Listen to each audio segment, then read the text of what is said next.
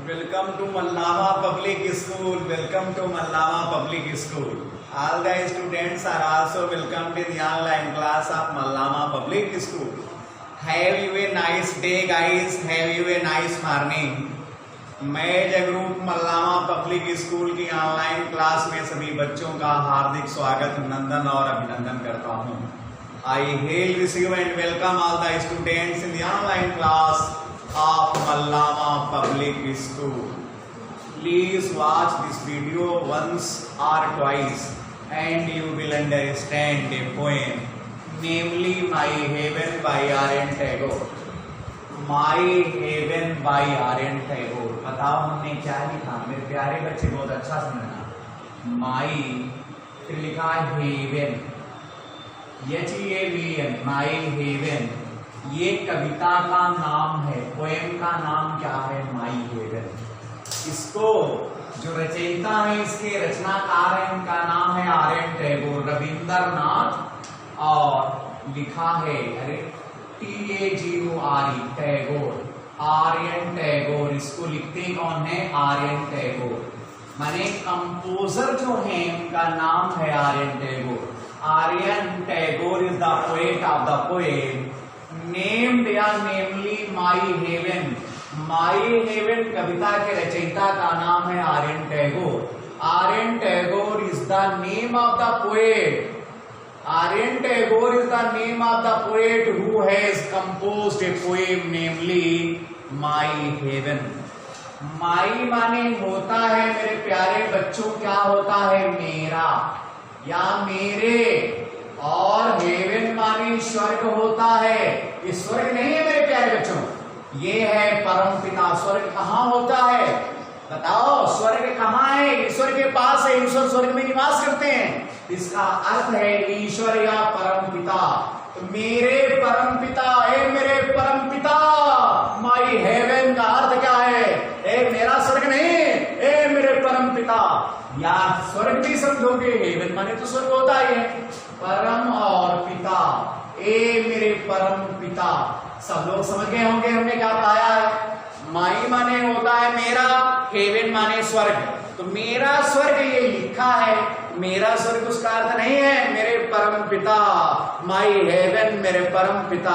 और मेरा स्वर्ग का दूसरा अर्थ ये हुआ कि अपने देश को, जिस देश में वो रहते हैं, उसे वो स्वर्ग बनाना चाहते हैं, तो उसके नाम पर भी हो सकता है कि लिखा हो मेरा स्वर्ग। मेरा स्वर्ग क्या है? मेरा देश। मेरा स्वर्ग क्या है? मेरा देश है। कि मेरे वतन के लोगों तुम खूब लगाओ नारे। सभी बच्चे समझ रहे होंगे हमारी बात। माई हेवन का अर्थ क्या है वो बात बता रहे हैं माता। इसकी कहानी सुनो मेरे प्यारे बच्चों। यहाँ पर लिखते हैं स्टोरी। लगता है कि तुम समझ गए होगे R.N. टैगोर ने क्या लिखा है।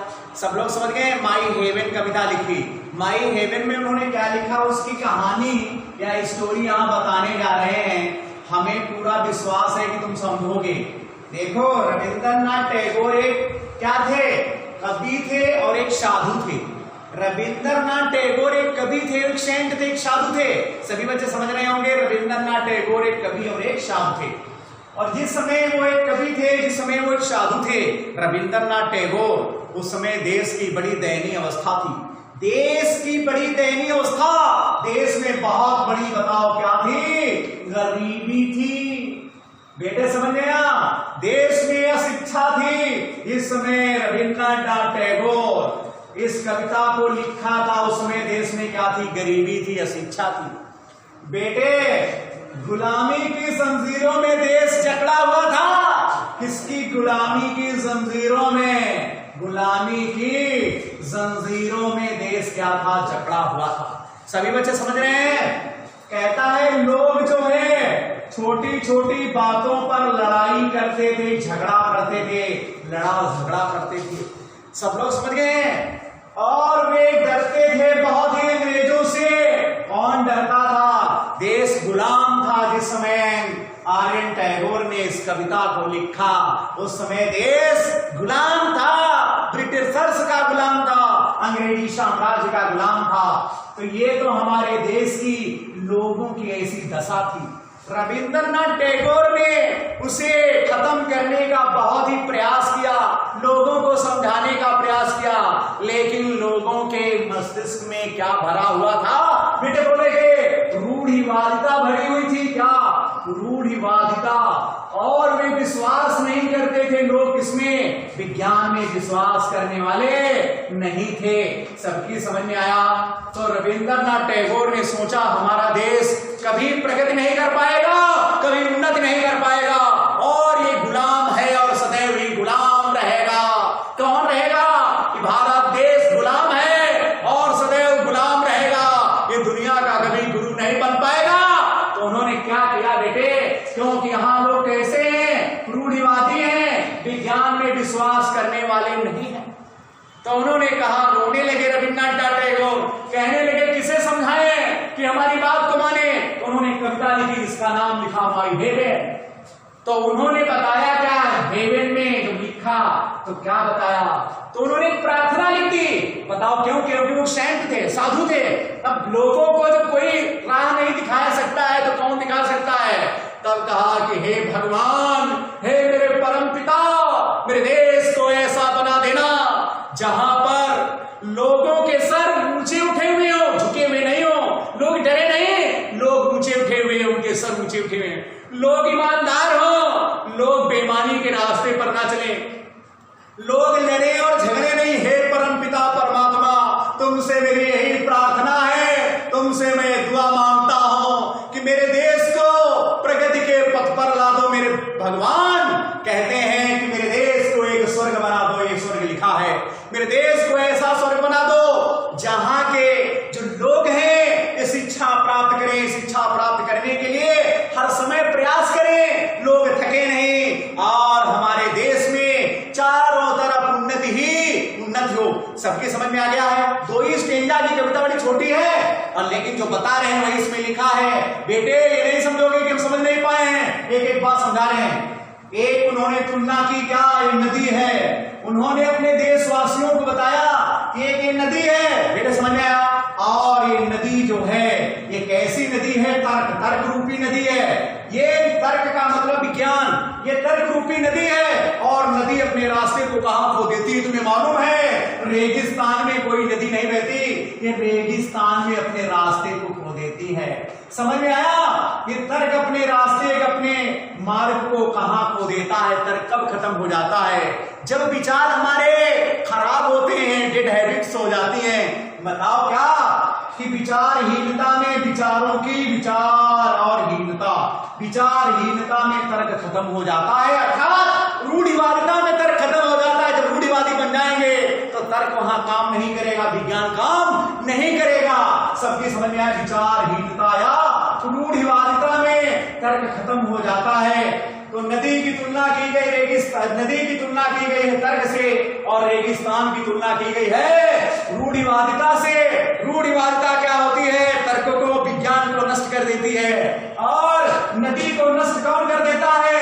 रेगिस्तान नष्ट कर देता है। इस प्रकार उन्होंने ये बताया कि हे भगवान, मेरे लोग, मेरे देशवासियों को जगा दो, क्योंकि आज भी वो सो रहे हैं। हमारा देश कभी उन्नति नहीं कर पाएगा। मेरे भगवान, मेरे परम पिता, ये तुमसे मेरी यही दुआ है, तुमसे मैं दुआ मांगता हूं, ये प्रार्थना करता हूं कि मेरे देशवासियों के मस्तिष्क को थोड़ा बढ़ा दीजिए, ब्रॉड माइंडेड कर दीजिए। नैरो माइंडेड है वे, संकीर्ण विचारधारा के हैं, उनकी विचारधाराओं को बढ़ा दीजिए ताकि वे किसी चीज को समझने के लिए सक्षम हो सके। यही मेरी तुमसे मेरी प्रार्थना है अंतिम। हे भगवान, मेरे देश को एक स्वर्ग बना दो। सभी बच्चे समझ गए होंगे हमने क्या पढ़ाया है? कहोगे हमको क्या मालूम तुमने क्या क्या पढ़ा दिया। सभी बच्चों को हमने पढ़ा बताई है बात जो इसमें लिखी है। अब इसको अंग्रेजी में बताने जा रहे हैं। बहुत छोटी कविता है, छोटी कविता में छोटी अंग्रेजी प्रयोग की जाएगी। माने अब हम तुम्हें बताने जा रहे हैं central idea.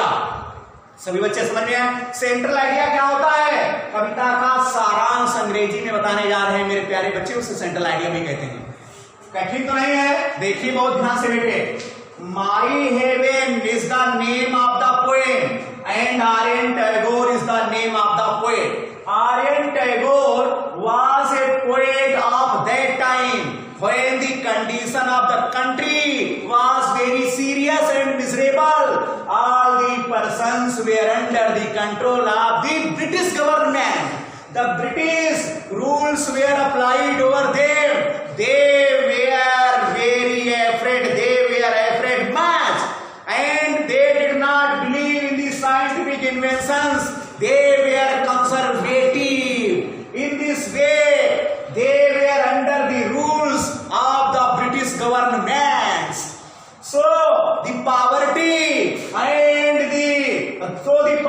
literacy was all around.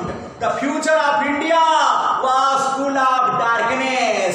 Aryan Tagore tried to remove it, but he could not make himself successful. So he prayed to God for the development of the country and betterment of the country, so that India might develop in the future.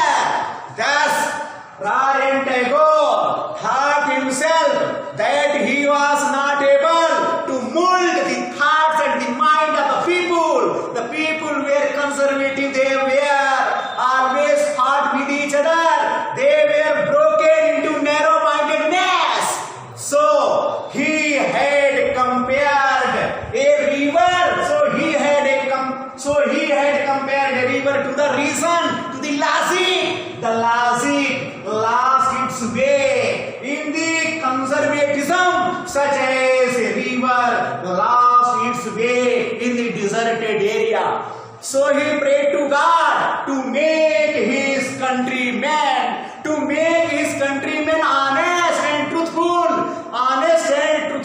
so that they might try to stretch their arms for the betterment of the society and betterment of the country. It was the prayer and appeal done by Aryan Tagore to God. It is the central idea and the gist of the point. हमें यकीन है, पूरा विश्वास है कि मेरे बच्चे कोई न कोई बात को समझ गए होंगे। कहोगे नहीं समझ पाए, कोई बात नहीं, फिर बताएंगे, दोबारा एक्सप्लेनेशन में बताएंगे तो उसमें सब समझाएंगे। तुम थोड़ा बहुत समझ जाया करो मेरे प्यारे बच्चे। हिंदी तो जान ही गए होगे, हमें पूरा विश्वास है कि तुम हिंदी समझ गए होगे। अब आगे देखो, कविता निकाल लो, पढ़ाना शुरू करते हैं। बहुत छोटी कविता है। कहां किताब? ये देखिए मेरे प्यारे बच्चे, माई हेवन। बताओ क्या है कविता का नाम? My heaven. हमने एक बार बताया है, ये मेरे परम पिता परमात्मा। दूसरा नाम क्या है? मेरा स्वर्ग। बेटे देखो लिखा है, होयर माने जहां, द माइंड माने मस्तिष्क, अभीज माने हो, होयर द माइंड इज, विदाउट माने के बिना, फियर माने भय के बिना। कहते हैं कि हे भगवान मेरे देश को ऐसा बना देना जहां पर दिमाग भयविहीन हो, माने दिमाग के अंदर कोई डर नहीं हो। अब डर की बात क्या करते हैं? डर की बात यह है कि दिमाग के अंदर कोई डर ना हो, दिमाग के अंदर कोई डर ना हो। बताओ डर की बात क्या है? कि उन समय लोग डरे हुए थे, अंग्रेजी शासन से डरे हुए थे, अंग्रेजों से बड़े डरते थे और सर झुका के चलते थे। ऐसा लगता था कि उनके अंदर कोई भी शक्ति नहीं है। तो कहते हैं हे भगवान मेरे देश को ऐसा बना देना जहां पर लोगों के मस्तिष्क भयविहीन हो। सब लोग समझ गए? Where the mind is without fear, जहां पर दिमाग भयविहीन हो। एंड हेड माने सर, इज माने हो, हेल्ड माने वैसे पकड़ना होता, होल्ड माने उठा हुआ हो, यहां पर अर्थ है। और हाई माने ऊंचा, जहां पर लोगों के सर ऊंचे उठे हुए हो। हे भगवान मेरे देश को ऐसा बना देना, हे अल्लाह मेरे देश को ऐसा, मेरे मुल्क को ऐसा बना देना जहां पर लोगों के सर ऊंचे उठे हुए हो, जहां पर लोगों के दिमाग में कोई भय न हो। सबकी समझ में आ गया होगा मेरे प्यारे बच्चे? पहली लाइन हो गई यस। दूसरी लाइन लिखा है, होयर माने जहां, नॉलेज माने ज्ञान, विश माने हो, फ्री माने स्वतंत्र हो। हे भगवान मेरे देश को ऐसा बना देना जहां पर ज्ञान स्वतंत्र हो। उस समय ज्ञान स्वतंत्र नहीं था, सबको शिक्षा लेने का अधिकार नहीं था, पढ़ने का अधिकार नहीं था उस समय। किस समय? जिस समय आर्यन टैगोर ने इस कविता को लिखा। जहां पर ज्ञान स्वतंत्र, आज ज्ञान स्वतंत्र है, चाहे जहां चाहे जिस स्कूल में जाके तुम पढ़ सकते हो, लेकिन तब पढ़ाई सबके लिए नहीं थी। ऐसा लगता है कि उन्होंने ऐसे भगवान से प्रार्थना की होगी। मेरे प्यारे बच्चों, तीसरी लाइन पढ़ाने जा रहे हो, ध्यान सुनोगे, बहुत इंपॉर्टेंट कविता है। होयर, ये देशभक्ति पर आधारित है।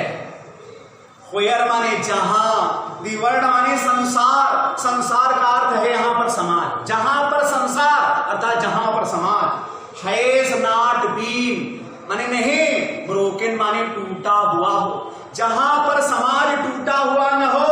और इनटू माने में, फ्रेगमेंट्स माने टुकड़ों में, और बाई माने यहां पर से आके, नैरो माने संकीर्ण, डोमेस्टिक माने घरेलू, वाल्स माने दीवारें। बता रहे हैं इसका नैरो डोमेस्टिक वाल्स।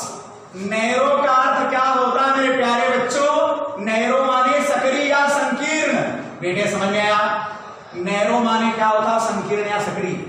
डोमेस्टिक माने क्या होता है? डोमेस्टिक माने होता है घरेलू, पालतू होता है। मेरे बच्चे समझ में आया? घरेलू। बेटे वाल्स माने क्या होता है? बेटे बोलो, दीवारें। क्या होता है? दीवारें। तो कहता है संकीर्ण घरेलू दीवारों के फ्रेगमेंट माने क्या होता है? फ्रेगमेंट। फ्रेगमेंट्स माने क्या होता है?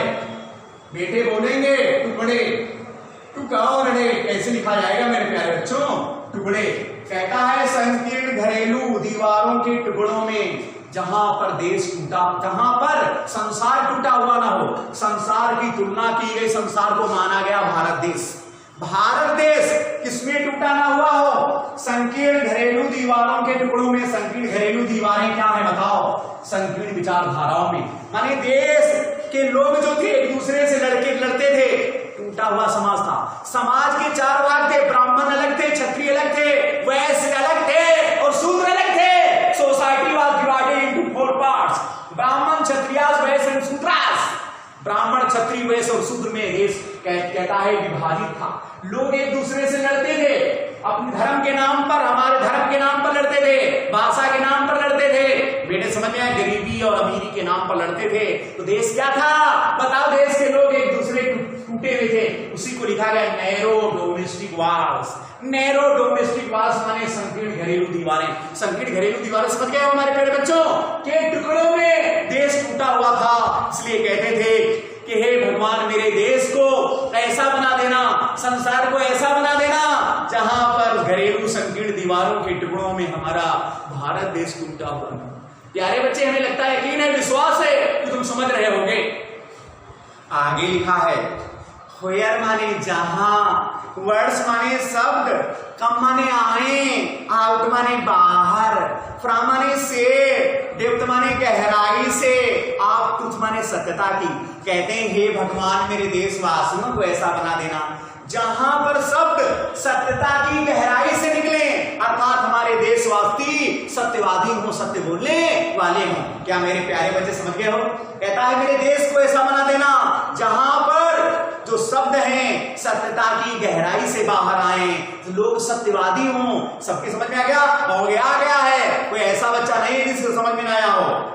आगे लिखा है होयर माने जहां, टायरलेस माने अथक। टायर माने क्या होता है? थकना। TIRE नाम सुना होगा टायर।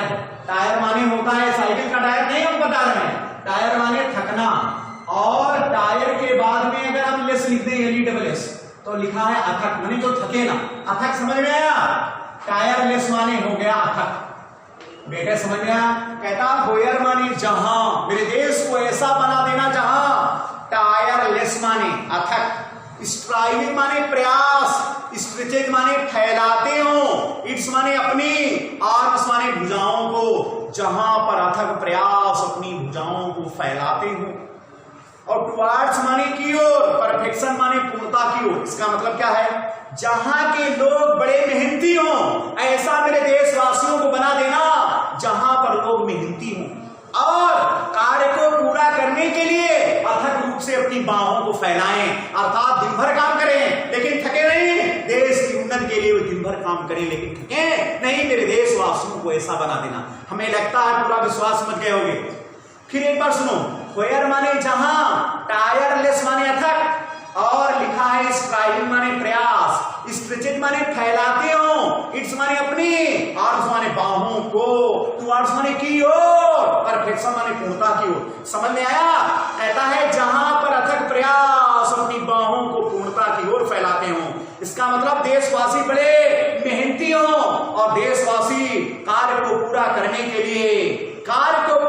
के लिए अथक रूप से प्रयास करें। मेरे देशवासियों को ऐसा बना देना मेरे भगवान, ये मेरी तुमसे यही प्रार्थना है।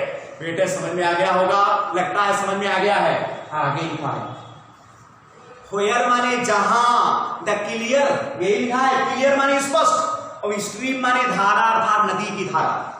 जहां पर नदी की स्पष्ट धारा, साफ पानी की धारा या साफ नदी, आप माने रूपी और रीजन माने तर्क रूपी। हमने अभी बताया है तर्क रूपी नदी की स्पष्ट धारा अर्थात तर्क रूपी नदी। जहां पर तर्क रूपी नदी, तर्क क्या है? विज्ञान है। तर्क क्या है? विज्ञान है। तर्क रूपी नदी, तर्क किसके क्या है? विज्ञान, विज्ञान रूपी नदी। और हैज नॉट माने नहीं, लास्ट माने खोदे, इट्स माने अपने, ये माने रास्ते को। जहां पर तर्क रूपी नदी कहीं ऐसा न हो कि अपने रास्ते को खोदे, माने तर्क रूपी नदी बह रही है और ऐसा तर्क कहां पर रास्ता खो देता? बताओ नदी कहां रास्ता खो देती? पहले बताओ। रेगिस्तान में रास्ता खो देती है। समझ में आया? कहता है जहां पर तर्क रूपी नदी अपने रास्ते को न खोदे। इंटू माने में, ड्रेरी माने शुष्क सूखे, और डिजर्ट माने रेगिस्तान की, शैंड माने बालू में। जहां पर सूखे रेगिस्तान की बालू में तर्क रूपी नदी कहीं ऐसा न हो कि अपने रास्ते को खो दे। सब लोग समझ गए हैं? अर्थात कहता है नदी अपने रास्ते को रेगिस्तान में खो देती है, वैसे तर्क जो होता है वो रूढ़िवादिता में अपने, बताओ किसको? मार्ग को खो देता है। मेरे प्यारे बच्चे, लिखा है आप माने के और डेड हैबिट, डेड हैबिट माने, डेड माने मरी हुई, हैबिट माने आदत। मरी हुई आदत का मतलब विचारहीनता, और विचारहीनता को कहा क्या गया है? रूढ़िवादिता। डेड हैबिट समझ में आया? क्या लिखा है? डेड और हैबिट का अर्थ क्या है? एक बात बताते हैं। डेड हैबिट माने मरे हुई, हैबिट माने आदत होती है, डेड माने मरा हुआ, मरी हुई, और हैबिट माने आदत, आदत का मतलब है विचार। तो मरी हुई विचार माने विचारहीनता, विचारहीनता को माना क्या गया है? रूढ़िवादिता। तो कहना क्या चाहता है? तर्क जो है अपने मार्ग को कहां खो देता है? रूढ़िवादिता में। नदी अपने मार्ग को कहां खो देती है? रेगिस्तान में। अर्थात ऐसे व्यक्ति जिनके पास तर्क है, कहीं ऐसा ना हो कि रूढ़िवादी हो जाए वे। तो हमारे देश को रूढ़िवादिता से बचा लेना मेरे भगवान, यही मेरी तुमसे प्रार्थना है। लगता है लाइन समझ गए होगे। आगे देखो, होयर माने जहां, माइंड माने दिमाग, इस माने वो लेड, लीड से बना है, लीड से बना है। लीडर नाम सुना होगा, बताओ क्या? लीड, लीड से नाम बना है। लीड माने होता क्या? बताओ? नेतृत्व करना। लीडर बना है नेता, नेतृत्व करना, आगे बढ़ाना, नेतृत्व, नेतृत्व, नेतृत्व करना। नेतृत्व करना क्या होता? इसी का सेकेंड फॉर्म लिखा है लेड। क्या लिखा? लेड। और लेड माने आगे बढ़ाया जाए। जहां पर माइंड माने दिमाग, इस लेड माने आगे, लेड माने बढ़ाया जाए, फॉरवर्ड माने आगे की ओर। जहां पर दिमाग आगे की ओर बढ़ाया जाए, और बाई माने के द्वारा, दी, THEE, और दी माने तेरे, THEE, दी माने तेरे द्वारा, डी माने क्या होता? यू। तुम्हारे द्वारा जहां पर दिमाग आगे बढ़ाया जाए, हे भगवान मेरे देशवासियों के दिमाग को खोल देना, आगे बढ़ा देना, तुम्हारे द्वारा आगे बढ़ा दिया जाए। लिखा है इंटू माने में कर दिया जाए दिमाग, इवर माने सदैव, वाइडनिंग माने बढ़ते हुए, थाट माने विचारों में, अर्थात लोगों के मस्तिष्क कैसे हो जाए? बताओ? नैरो माइंडेडनेस है, संकीर्ण विचारधारा वाले हैं, उनके मस्तिष्क क्या कर दो? ब्रॉड माइंडेडनेस माने चौड़ी विचारधारा वाले कर दो। माने एक ही बात ना सोचें, सब कुछ सोचने वाले हो जाएं। हमारे प्यारे बच्चे समझ गए होंगे हमने क्या पढ़ाया? नैरो माइंडेडनेस है, उनके दिमाग को कैसा कर दो? इवर वाइडनिंग था, इवर माने सदैव, वाइडनिंग माने बढ़ने वाले, थाट माने विचारों में, अर्थात उनके दिमाग जो है विस्तृत हो जाएं। बताओ? ब्रॉड हो जाए, माने दिमाग को उनके खोल दो, संकीर्ण विचारधारा खत्म हो जाए। सब लोग समझ गए हैं। एंड एक्शन, और उनके कार्य भी बताओ विस्तृत हो जाए, उनके कार्य भी बड़े हो जाए, माने बहुत ज्यादा कार्य करें, केवल एक ही काम को ना करें, कौन सा काम? लड़ाई झगड़े वाला काम ना करें, गरीबी के चक्कर में ना रहें, डरे हुए ना रहें, मर मिटने के लिए तैयार हो जाएं। हे भगवान मेरे देश को ऐसा बना दो। एक लाइन और बची है, लिखा है इनटू माने में, दैट माने वो, हेवन माने स्वर्ग। हे भगवान मेरे देश को वो स्वर्ग बना, हे भगवान मेरे देश को वो स्वर्ग बना दो। आप माने का फ्रीडम माने स्वतंत्रता का, अर्थात मेरे देश को गुलामी की जंजीरों से मुक्त कर दो, स्वतंत्रता का स्वर्ग बना दो। हे भगवान मेरे देश को स्वतंत्रता का स्वर्ग बना दो। जो स्लेवरी की चेन्स हैं, गुलामी की जंजीरें हैं, इनसे मुक्ति मिल जाए, मेरे देश को स्वतंत्र कर दो। Into that heaven of freedom, स्वतंत्रता का वो स्वर्ग बना दो। माई फादर, हे मेरे परम पिता, माई फादर, हे मेरे परम पिता। लेट माने दो, माई माने मेरे, कंट्री माने देश को, अवेक माने जगा दो। हे मेरे परम पिता मेरे देश को जागृत कर दो, जगा दो। सबके समझ में आ गया? यहाँ से कविता खत्म हो जाती है। हमें विश्वास है कि तुम समझ गए होगे। अब इसको अंग्रेजी में एक स्टैंजा पढ़ा रहे हैं क्या दो, जितने भी समझ में आया जाएगा उतने, तुम जितने भी देर समझ में आ जाएगा उतना समझ लो। हिंदी में हमने पढ़ा दी कविता, सेंट्रल आइडिया बता दिया है, कविता हिंदी में समझा दी है, कहानी भी लगता है समझ गए होगे। अंग्रेजी में पढ़ाने जा रहे हैं। कोई बच्चा नहीं कहेगा हमारी समझ में कुछ भी नहीं आया, हम समझ नहीं पाए। देखो एक एक शब्द को बार बार बताएंगे। Where the mind is without fear, इतना लिखा है, जहां पर दिमाग भय विहीन हो। इसका मतलब क्या है कि उस जमाने में लोग डरते थे, और जब लोग डरते थे तो उनके मस्तिष्क में भय बना हुआ था। तो भगवान से कभी प्रार्थना करता है कि उनके देशवासियों को भय मुक्त कर दो। क्या बेटे समझ में आया है? हिंदी बताई है तो देखो बहुत ध्यान से। The poet prayed to God to make his countryman without fear. The fear was in the mind of the people at that time when there was the British rule. बेटे समझ में आया? एक लाइन कहोगे समझ गए हो? आगे देखो, and the head is held high, और सर ऊंचा उठा हुआ हो। They were afraid and their heads were not held high, so he prayed to God for the betterment of the people, and the heads of the people held high. It was the prayer done and made by Aryan Tagore to God. सबकी समझ में आया? एक line हमने बताई है, दूसरा लिखा line, where the knowledge is free, जहां पर ज्ञान स्वतंत्र हो। इसका तात्पर्य यह है the people were not able to achieve the education in any institution or schools. The people were conservative in this way. He appealed God for the freedom of the education. Education was not allowed for everyone because the society was divided into 4 parts: Brahman, Kshatriyas, Vaisyas and Sudras. That was the reason the people did not believe in the scientific inventions.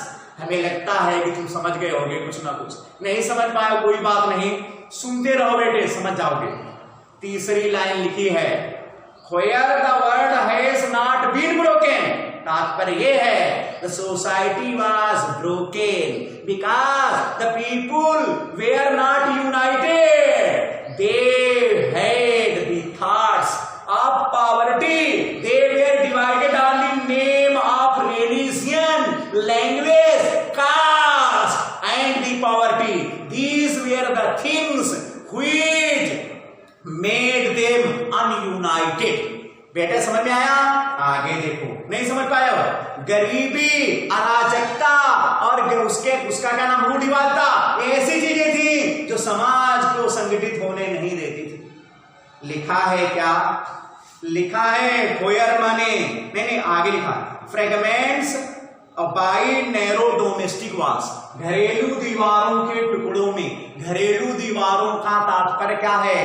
What is the real meaning of narrow domestic walls? Narrow domestic walls means the people were divided on the name of religion, caste, language, and the poverty. These were the main reasons which were applied on the people of the society, and the minds of the people were narrow-minded. They did not believe in the logic and the reason. They only had the thought of conservatism. Conservatism was on the mind of the people. So we were not tied in a thread. एक धागे में हम पोए हुए नहीं थे, मिले जुले नहीं थे. आगे लिखा है, where words come out from the depth of truth. कहना चाहता है, he prayed to God that the people of India should be truthful and honest. Their thoughts should be honest and their minds should be truthful, so that they should try to achieve the perfections for the betterment of the country. बेटे समझ में आया?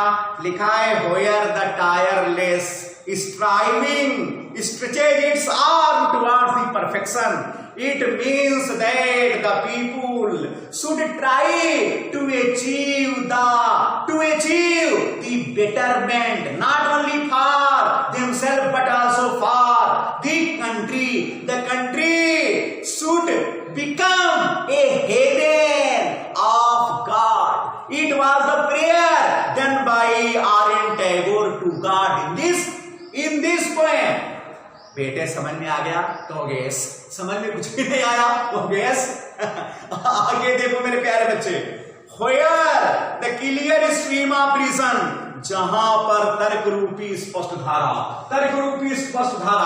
it means the reason has been compared or had been compared to a river. The river loses its way in the deserted area, and the logic loses its way in the dead habit or conservatism. The people were conservative. They did not believe in the logic or reason. So the country was not developed. It was undeveloped country at that time. The people were under the rule of the Britishers, and they did not believe the ruling power of the country. सभी बच्चे समझ में आया? तो gas नहीं आया तब भी कोई बात नहीं, तब भी गैस करो. बताओ क्यों? कैसे मेरे प्यारे बच्चों? आगे लिखा है मेरे प्यारे बच्चे, into dreary desert sand of dead habit. यहां तक हमने पढ़ा दिया. sand of dead habit माने मृतक है, dead habit, मरी हुई आदत अर्थात बताओ विचारहीनता के बालू में अपने मार्ग को न खोदे कौन? बताओ तर्क रूपी नदी. आगे where the mind is led forward, जहां पर मस्तिष्क तुम्हारे द्वारा उठाया जाए. इसका मतलब है the thoughts and the minds of people should be controlled by Allah, by God, so that it should become a developed country. आगे लिखा है, widening thought and action. The actions and the words of the people should be broad. They should have the broad-minded. They should have the broad mind, so that they should have the weapon and eyes to see what is right and what is wrong. Into that haven of freedom, my country, my father awaits. हे मेरे परम पिता, मेरे देश को जगा दो और एक स्वतंत्रता का स्वर्ग बना दो. R.N. Tagore prayed to God that he should make his country like a freedom, and he should awake the people who were in the slumber position. It is the end of the poem. It is the end of the explanation. Bye.